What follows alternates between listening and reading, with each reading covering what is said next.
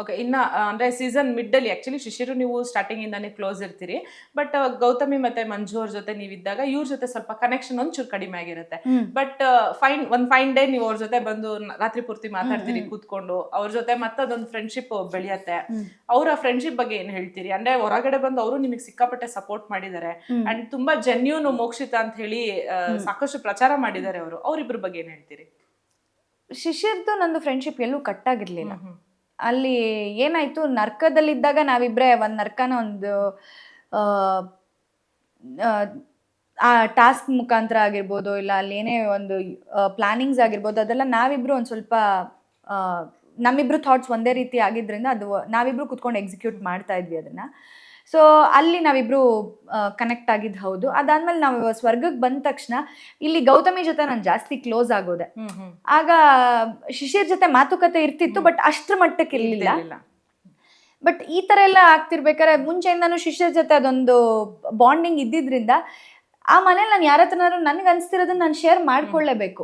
ಅದು ಚಾಡಿ ಅಲ್ಲ, ಅದು ಹ್ಯೂಮನ್ ಟೆಂಡೆನ್ಸಿ. ನನಗೆ ಹಿಂಗ ಆಗ್ತಿದೆ ಅನ್ನೋದನ್ನ ನಾನು ಶೇರ್ ಮಾಡ್ಕೊಳ್ಬೇಕು. ಶೇರ್ ಮಾಡ್ಕೊಳ್ದೆ ನನ್ನ ಮನ್ಸಲ್ಲೇ ಇಟ್ಕೊಂಡು ನಾನು ನೋವು ಅನ್ಭವಿಸ್ಲಾ? ಆಗಲ್ಲ. ಇವಾಗ ಮಂಜಣ್ಣಂಗಾದ್ರೆ ಗೌತಮಿ ಇದ್ರು, ಗೌತಮಿಗಾದ್ರೆ ಮಂಜಣ್ಣ ಇದ್ರು, ನನಗೆ ಯಾರಿದ್ರು ಅಲ್ಲಿ? ನಾನು ಶೇರ್ ಮಾಡ್ಕೋಬೇಕು ಅಂದಾಗ ನಾನು ಶಿಶಿರ್ ಹತ್ರ ಐಶು ಹತ್ರ ಶೇರ್ ಮಾಡ್ಕೊಂಡಿದ್ದೆ. ಹಿಂಗೆಲ್ಲ ಆಗ್ತಿದೆ, ನಾನು ಏನ್ ಮಾಡ್ಲಿ, ಇಲ್ಲಿ ನಾನೇ ತಪ್ಪಾಗಿ ಯೋಚನೆ ಮಾಡ್ತಾ ಇದ್ದೀನ, ಅಥವಾ ಇಲ್ಲಿಂದ ನಾನು ಹೊರಗೆ ಬರೋದು ಒಳ್ಳೇದಾ ಅಂತ ಹೇಳಿ ಡಿಸ್ಕಸ್ ಮಾಡಿದ್ದೆ. ಆ ಟೈಮಲ್ಲಿ ಅವರು ಒಂದಿಷ್ಟು ಸಲಹೆಗಳನ್ನ ಕೊಟ್ಟರು.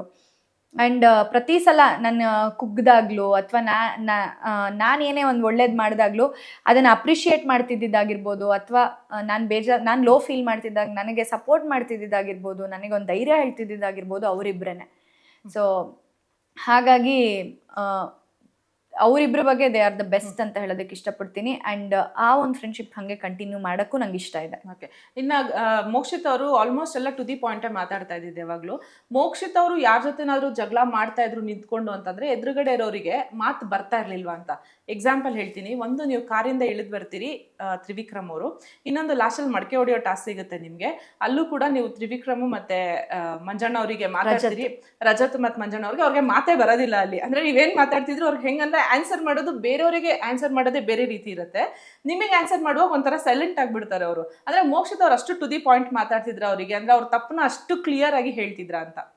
ಅವ್ರು ಯಾಕೆ ಮಾತಾಡ್ತಿರ್ಲಿಲ್ಲ ಅನ್ನೋದು ನನಗೆ ಗೊತ್ತಿಲ್ಲ. ಬಟ್ ಅಲ್ಲಿ ಏನಿದೆ ಆ ಪಾಯಿಂಟ್ಗೆ ಅದು ಏನು ಸತ್ಯ ಇದೆ ಅದನ್ನೇ ನಾನು ಮಾತಾಡ್ತಾ ಇದ್ದಿದ್ದು. ಸುಮ್ಮನೆ ನಾನು ಏನೋ ಹುಟ್ಟಿಸ್ಕೊಂಡು ಮಾತಾಡೋದಾಗ್ಲಿ, ಏನೋ ಕ್ರಿಯೇಟ್ ಮಾಡ್ಕೊಂಡು ಮಾತಾಡೋದಾಗ್ಲಿ ನಾನು ಮಾಡ್ತಾ ಇರಲಿಲ್ಲ. ಅಲ್ಲಿ ಏನು ನಡೆದಿರುತ್ತೆ, ಅಲ್ಲಿ ಏನು ಆಗಿದೆ ಅದನ್ನು ಮಾತ್ರ ಮಾತಾಡ್ತಿದ್ದೆ ಹೊರತು, ಅವ್ರು ಏನು ಮಾತಾಡಿದ್ದಾರೆ ಅದನ್ನು ಮಾತ್ರ ಮಾತಾಡ್ತಿದ್ದೆ ಹೊರತು ಸುಮ್ಮನೆ ನಾನು ನಂದು ಊಹಾಪೋಹನೋ ಅಥವಾ ಏನೋ ಸುಳ್ಳು ಹೇಳೋದು ಆ ಥರ ನಾನು ಮಾಡ್ತಾ ಇರಲಿಲ್ಲ. ಅಕಸ್ಮಾತ್ ನಾನು ಸುಳ್ಳು ಹೇಳಿದ್ರು ನೋಡೋ ಆಡಿಯನ್ಸ್ಗೆ ಗೊತ್ತಾಗುತ್ತೆ ಅದು ಇವಳು ಸುಳ್ಳು ಹೇಳ್ತಿದ್ದಾಳೆ ಅಂತ. ಸೊ ಹಾಗಾಗಿ ಅಲ್ಲಿ ಸುಳ್ಳು ಹೇಳೋ ಅಂಥದ್ದು ಏನೂ ಇರಲಿಲ್ಲ. ಸೊ ನಾನು ಹೇಳ್ತಿದ್ದಿದ್ದು ನಿಜ ಅಂತ ಅವ್ರಿಗೆ ಗೊತ್ತಿತ್ತಲ್ಲ ಮೇ ಬಿ. ಸೊ ಹಾಗಾಗಿ ಅವ್ರು ಏನಾದ್ರು ಸೈಲೆಂಟ್ ಆಗ್ತಿದ್ರು ಏನೋ.